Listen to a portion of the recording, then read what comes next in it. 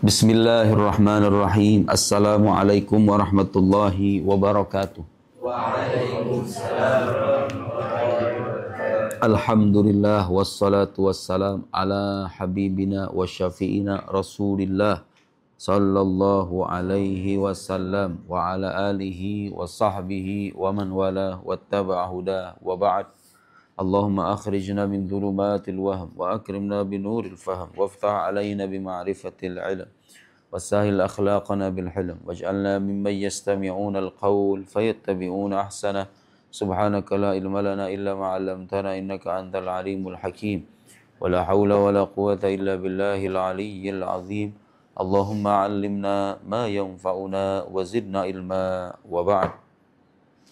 Terakhir kita menceritakan tentang kelahiran Nabi Muhammad sallallahu alaihi wasallam yang ditandai dengan penyerangan tentara bergajah yang dipimpin oleh Abraha dan kemudian dihancurkan oleh Allah Subhanahu wa taala melalui sekumpulan burung-burung. Kemudian kita juga menceritakan tentang persusuan Nabi sallallahu alaihi wasallam atau perjumpaan Nabi dengan ibunda susunya Sayyidah Halimah As-Sa'diyah. Kemudian kita juga menceritakan bagaimana perjumpaan beliau dengan ibundanya, ibunda sepersusuannya. Diasuh sama Sayyidah Halimah selama 2 tahun, kemudian dikembalikan kepada Sayyidah Aminah, kemudian diminta ulang supaya dibawa lagi ke daerahnya, dibawa lagi sama Sayyidah Halimah. Terjadilah di sana peristiwa syaqqus sadar atau pembelahan dada. Sebagai bukti bahwa Nabi kita itu hatinya suci, gak seperti hati kita yang penuh dengan kekotoran. Beliau kekasih Allah Subhanahu wa taala, disucikan dari akhlak-akhlak yang buruk. Kemudian diserahkan lagi kepada ibundanya sampai usia berapa tahun jadinya? Beliau setelah disusui sama Sayyidah Halimah sekitar 4 tahun ya, mungkin 4 tahun lebih total sampai selesai itu sekitar 4 tahun atau mungkin 4 tahun lebih. Nah, sekarang kita masuk fase baru. Ketika selesai disusui oleh Sayyidah Halimah, jadi kehidupan Nabi Muhammad itu dari satu fase ke fase itu semuanya adalah ujian demi ujian. Lihat, ketika dalam kandungannya, apa ujiannya? Ayahnya meninggal. Masih dalam kandungan. Ketika terlahir, tidak ada ayahnya. Beliau terlahir sebagai seorang yatim. Ketika mau disusui, mau mencari ibu yang bisa menyusui beliau, apa yang terjadi? Perempuan-perempuan tuh nggak ada yang mau ngambil gara-gara beliau seorang anak yatim. Ayahnya nggak ada. Orang yang menyusui ingin mendapatkan upah, nggak mau. Ujian bukan itu? Ya ujian jelas. Kamu kalau jadi orang tua punya anak dalam posisi kayak begitu, sedih juga kan? Mau disusui, nggak ada yang mau ngambil. Setelah itu kemudian diambil oleh Sayyidah Halimah. Diambil oleh Sayyidah Halimah, perjalanan jauh dari ibundanya. Itu anak kecil jauh dari ibu itu sebuah perjuangan loh. Ujian atau bukan itu? Jauh dari ibundanya. Selama berapa tahun? 2 tahun. Kemudian dikembalikan lagi. Setelah dikembalikan lagi sebentar, habis itu dibawa lagi sama ibu persusuannya Sayyidah Halimah, terjadi pembelahan dada. Setelah terjadi pembelahan dada, kemudian apa yang terjadi?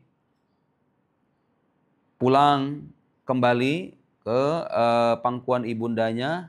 Nah, nanti ada fase, itu nggak lama tuh, sekitar mungkin 2 tahun dari setelah kembalinya dari Sayyidah Halimah, karena Nabi itu wafat. Ibundanya itu wafat, Nabi itu usianya sekitar 6 tahun.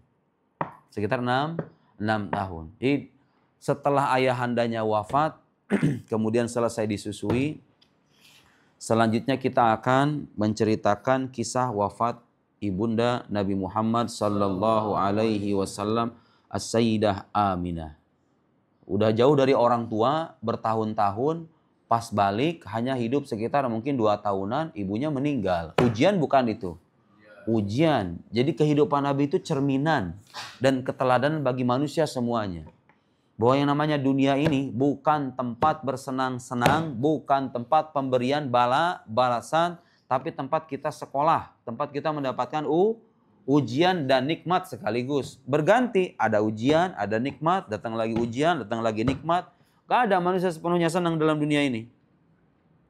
Termasuk orang-orang yang kamu lihat, kaya raya, mobilnya mewah, ya itu kelihatannya doang, kamu gak tahu ujian hidupnya. Kalau kamu tahu ujian hidupnya, kamu gak akan memilih seperti dia. Kau pengen memilih seperti diri kamu sendiri.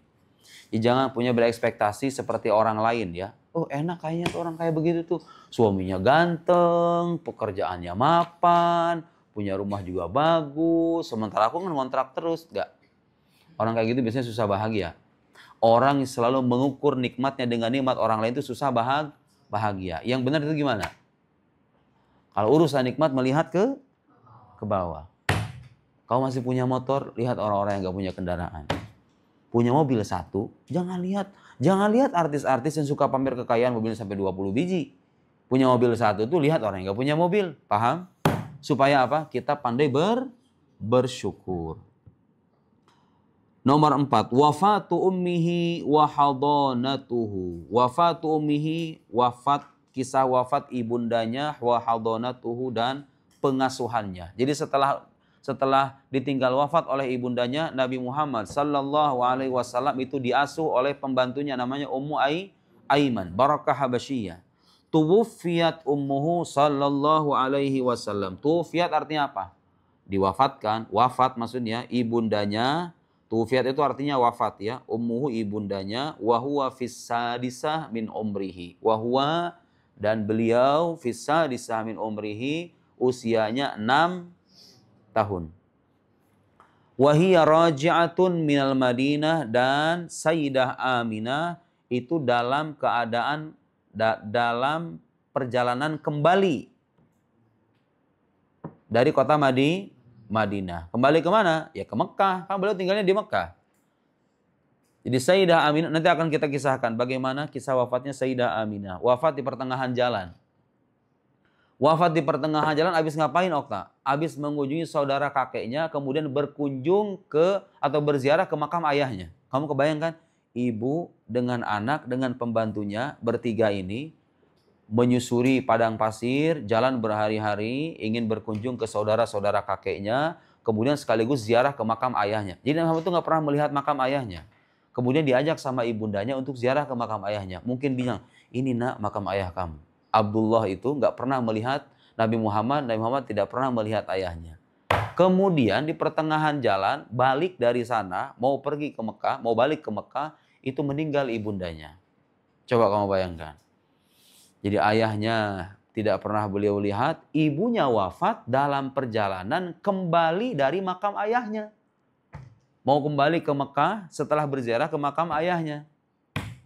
Wa hiya raj'atun minal Madinah. Wa qad dhahabat ilal Madinah. Siapa yang pergi ke wa qad dhahabat ilal Madinah, dan ia pergi ke Madinah. Siapa yang dimaksud itu? Dhahabat. Ada ta anis itu berarti muanna. Siapa yang pergi? Sayyidah Aminah pergi ke Madinah li ziyarati qabri abih, untuk berziarah ke makam ayahnya, wa maha jadduhu Abdul Muttalib.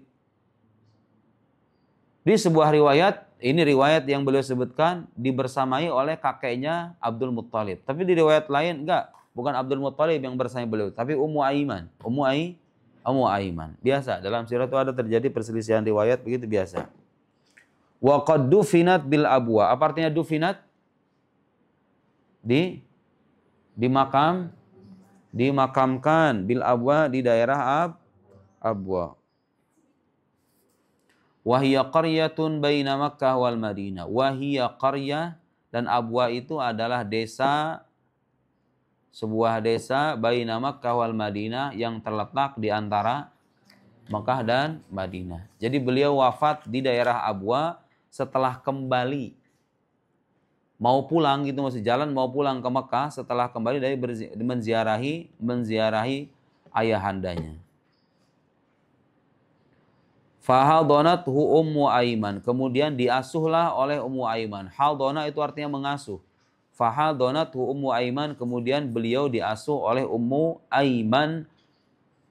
Khadimatu abihi Abdillah. Pembantu ayahandanya Abdullah.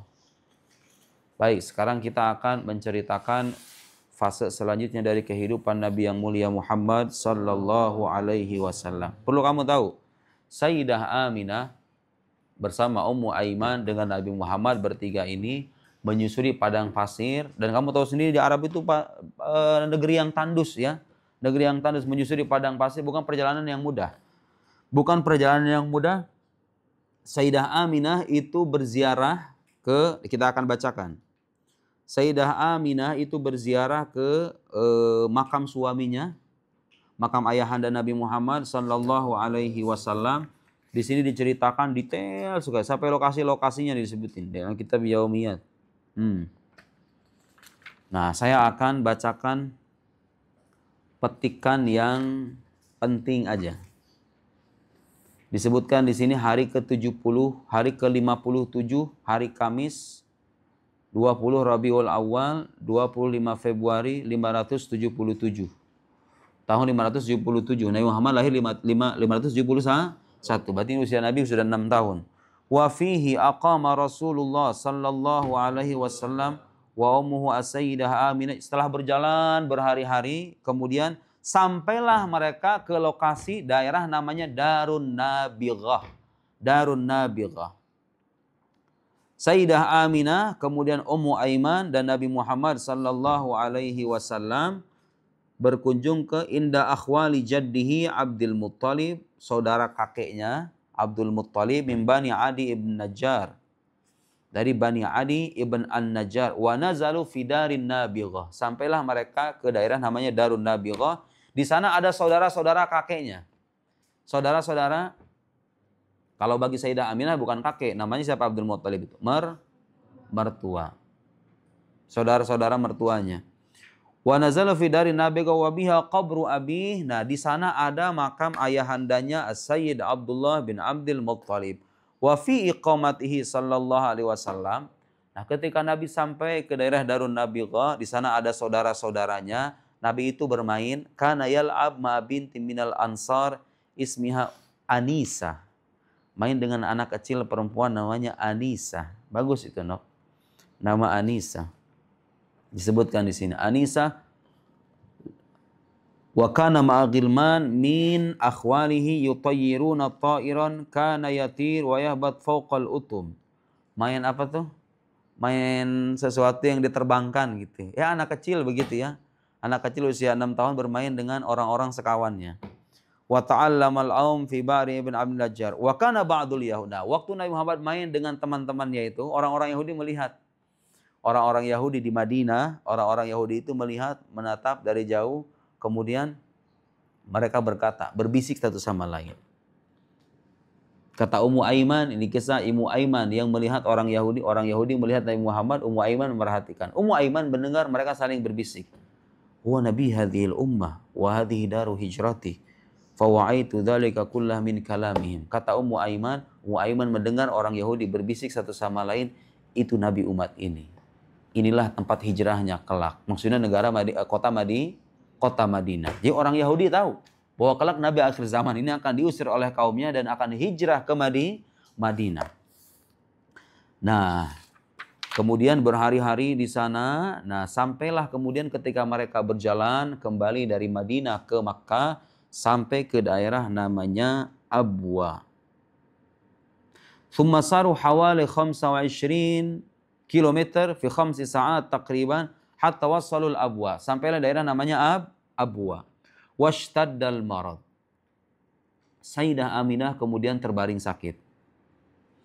Bisayyidah Aminah wa qad izdadal waja'. Kemudian sakitnya semakin parah. Wa sya'urat bidunuwi ajaliha, dan ia sudah merasa dekat ajalnya. Sayyidah Aminah dalam perjalanan kembali dari menziarahi suaminya, di bawah itu anak satu-satunya Nabi Muhammad sallallahu alaihi wasallam, sampai ke suatu tempat namanya Abwa, tiba-tiba mendadak sakit. Sakitnya kemudian semakin parah, akhirnya ia sudah merasa dekat ajalnya.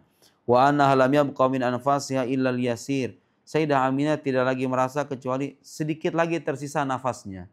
Jadi udah mau sakaratul maut. Udah mau sakaratul maut. Wa sayyiduna Muhammad sallallahu alaihi wasallam waqifun inda ra'siha. Ibundanya berbaring, Nabi Muhammad berdiri di samping kepala ibundanya. Itu dalam posisi apa coba? Dalam posisi kembali setelah menziarahi ayah. Kamu kalau menziarahi ayah yang udah nggak ada, itu memori itu masih ada kan biasanya, iya nggak? Ada rasa sedih nggak biasanya? Mengenang masa lalu. Itu kita yang udah pernah ketemu, beliau tidak pernah ketemu sama sekali. Di dalam keadaan kembali dari menziarahi makam ayah, tiba-tiba ibundanya sakit melihat dengan mata beliau sendiri. Anak yang masih kecil bisa berapa tahun? 6 tahun. Ibundanya berbaring sakit musakaratul maut. Beliau kemudian berdiri di sampingnya. Persis di sampingnya. Wa mahum ummu Aiman hadinatuhu wa ba'dun nisa. Nah, di lokasi itu Sayyidah Aminah dengan Nabi Muhammad sallallahu alaihi wasallam ditemani oleh Ummu Aiman dan beberapa perempuan. Wasada as-samad. Dalam keadaan Sayyidah Aminah sakaratul maut, semuanya hening. Samad itu artinya keheningan. Suasana itu menjadi hening. Wasayyidah tastajmi' quwaha. Sayyidah Aminah kemudian mengerahkan segala kekuatannya ingin mengucapkan kata-kata terakhir kepada anaknya yang mulia Nabi Muhammad sallallahu alaihi wasallam. Litusi waladaha faqila annaha qalat. Diceritakan dalam sejumlah kitab sirah, syair-syair yang diucapkan oleh Sayyidah Aminah sebelum sakaratul maut. Ini, barakallahu fika min gulam yabnal ladzi min haumatil himam fawuddi ghulatul darbi bisyaham bimi'a min iblis siwam wa in saha ma absartu fi manam fa anta mab'uts ilal anam, anta mab'uts ilal anam. Engkau itu diutus untuk semua manusia. Jadi ibunya itu tahu bahwa anak yang telah beliau lahirkan ini akan menjadi manusia penyelamat yang menerangi kegelapan umat manusia. Inda dzil jalali wal ikram tab'atsu fil halli wal haram tab'atsu bit tahqiq wal islam dan seterusnya. Kemudian ada satu lagi ungkapan. Tsumma hana waqtu rahili ruhiha syarifah faqalat.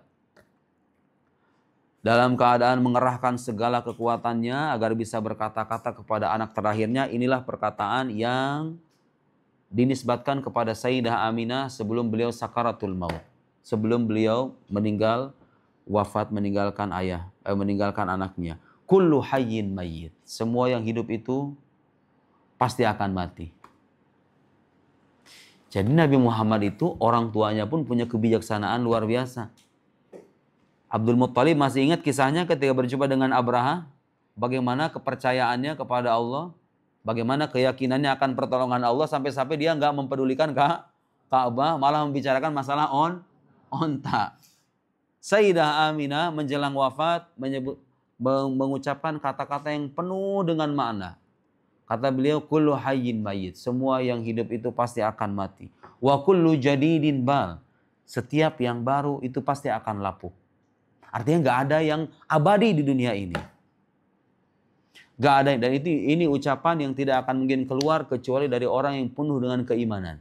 Semua yang hidup pasti akan mati. Dan orang tuh kalau sadar, orang kalau seandainya hidup, sadar dia akan mati, apa coba? Dia akan mempersiapkan diri dengan amal saleh. Tidak akan didikte dengan kehidupan duniawi, nggak akan terlalu obsesif dalam mencari kenikmatan duniawi, karena pasti semuanya akan mati. Semua yang hidup akan mati, semua yang baru akan lapuk. Wa kullu kabirin yafna. Semua yang besar itu akan musnah. Wa ana mayyitah. Aku akan menjadi mayat, kata Sayyidah Aminah. Wa dzikri baqin. Sementara ingatan tentangku akan kekal. Karena beliau telah melahirkan sebaik-baiknya manusia Nabi Muhammad sallallahu alaihi wasallam. Sampai sekarang disebut namanya Sayyidah Aminah karena telah melahirkan makhluk yang paling mulia ini.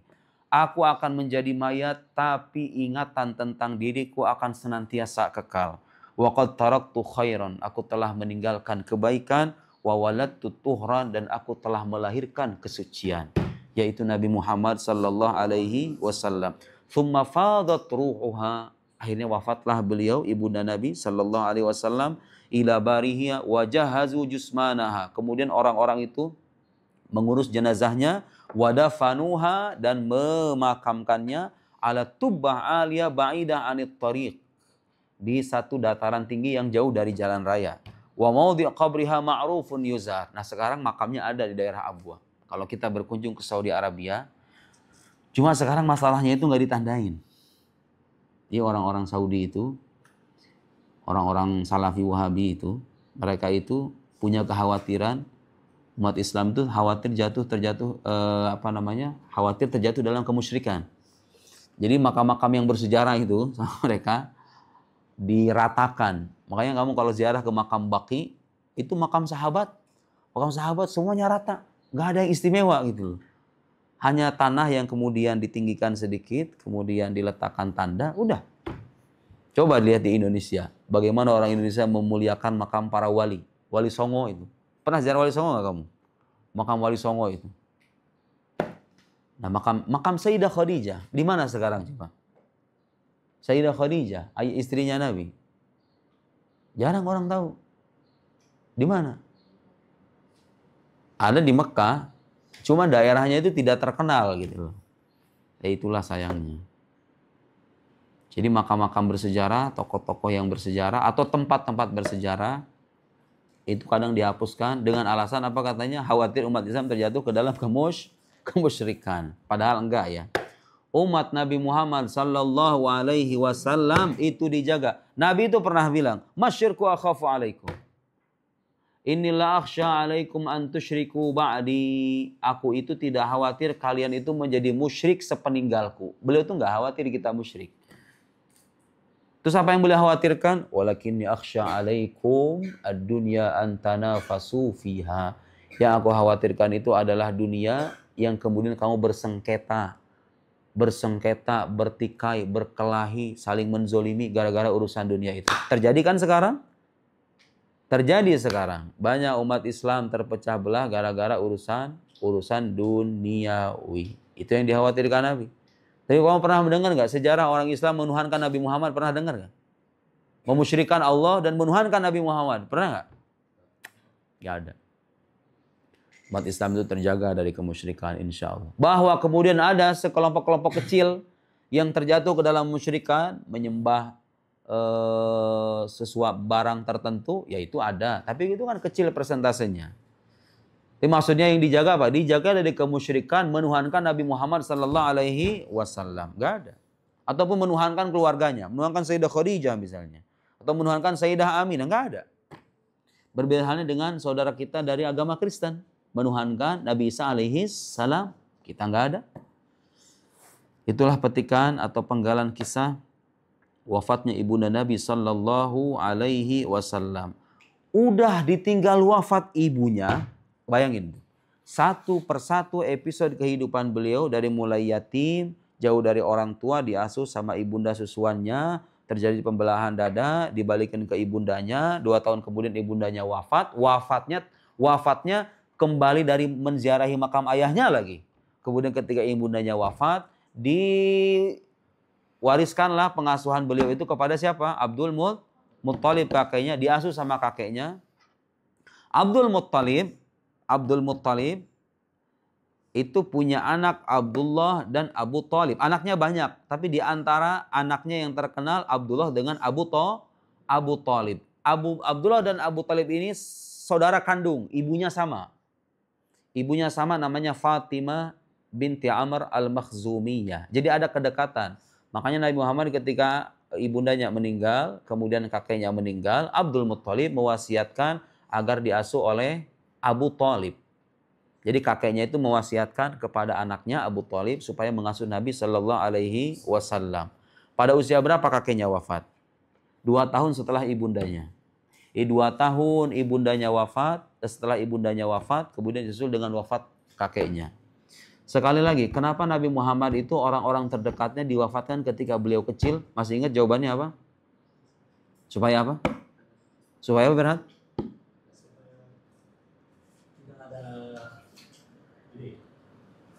Pertanyaan, kalau misalnya Al-Quran itu... Iya, bagus Berhat. Berhat ingat Berhat. Saya nggak ada fulus, ada fulus mau saya kasih Berhat sini.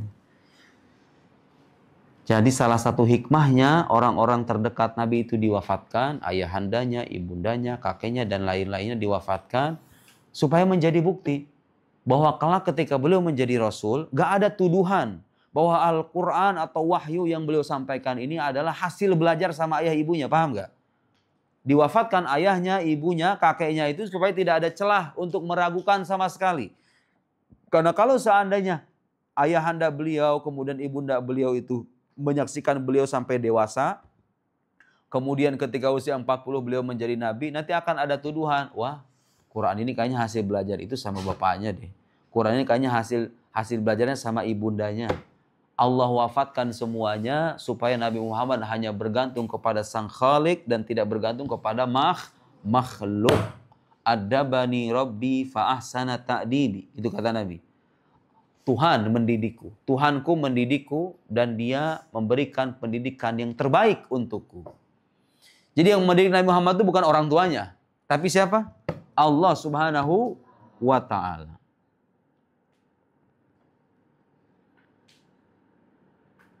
Walamma hadarathul wafa, jadi setelah 2 tahun kemudian kakeknya wafat, jama'a banatihi. Abdul Muttalib dalam keadaan menjelang wafatnya itu mengumpulkan semua anak perempuannya.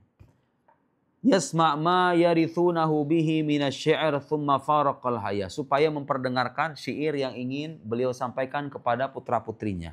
Thumma faraqal haya, kemudian beliau wafat, wa Rasulullah khalfa saririhi yabki. Rasulullah kemudian di belakang kasurnya, di belakang tempat perbaringannya sambil menangis. Gimana nggak menangis? Dulu ayahnya sudah wafat, disusul dengan ibundanya. Sekarang satu-satunya orang yang mengurus beliau, kakeknya juga wafat. Wa Ummu Aiman hadinatuhu tarqubuhu min ba'id. Ummu Aiman melihat Nabi Muhammad nangis, itu melihat dari arah jauh. Musyfiqatan alaih, sambil merasa iba, merasa kasihan. Ini anak ditinggal sama ayahnya, ditinggal sama ibundanya, sekarang kakeknya sendirian dalam keadaan Nabi Muhammad nangis. Ummu Aiman kemudian melihat sambil merasakan iba. Wadufina Abdul Muttalib bil Hajun. Abdul Muttalib dimakamkan di daerah namanya Hajun. Ada sampai sekarang, cuman nggak terkenal makam-makam ini. Ada bagi orang-orang yang sudah tahu lokasi-lokasinya. Wa kana umru hina qubid, usianya ketika diwafatkan itu itsnain wa tsamanin. Berapa itu? 8. Tsamanin berapa tsamanin? 82 tahun. Wa kafala sayyidina Muhammad ammuhu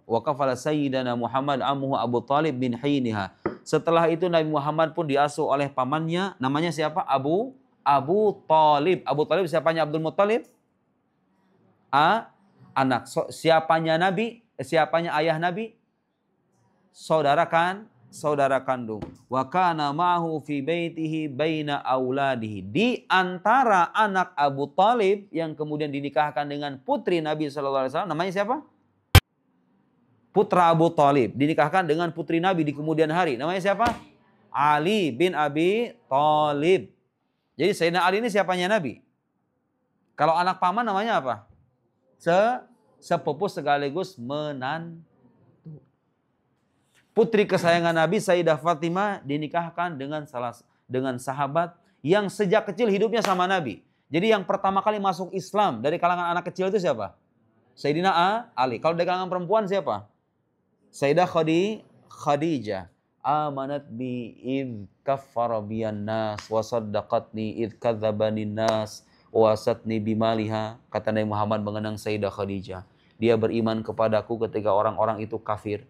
Dia membenarkan aku ketika orang-orang itu mendustakan. Wa wasatni bimaliha, dia membantuku dengan hartanya. Warzuqtu min halawala, dan aku dikaruniai anak darinya, dari Sayyidah Khadijah. Berapa anak jumlah anak Nabi Muhammad sallallahu alaihi wasallam? Dari Sayyidah Khadijah berapa orang? 6. Qasim, Abdullah, Zainab, Ruqayyah, Ummu Kulthum, Fatimah. Satu lagi dari siapa? Dari Maria Al-Qibtiyah, namanya Ibrahim. Kamu harus tahu ya sejarah-sejarah begini. Itulah kira-kira yang bisa kita ceritakan pada pertemuan kali ini. Wallahu a'lam bis-shawab. Allahumma salli afdhala salatin ala as'adil makhluqatika sayyidi Muhammad wa ala alihi wa sahbihi wa sallim adada ma'lumatika wa midah kalimatika kullama dzakaraka dzakiruna wa ghafala kal ghafilun.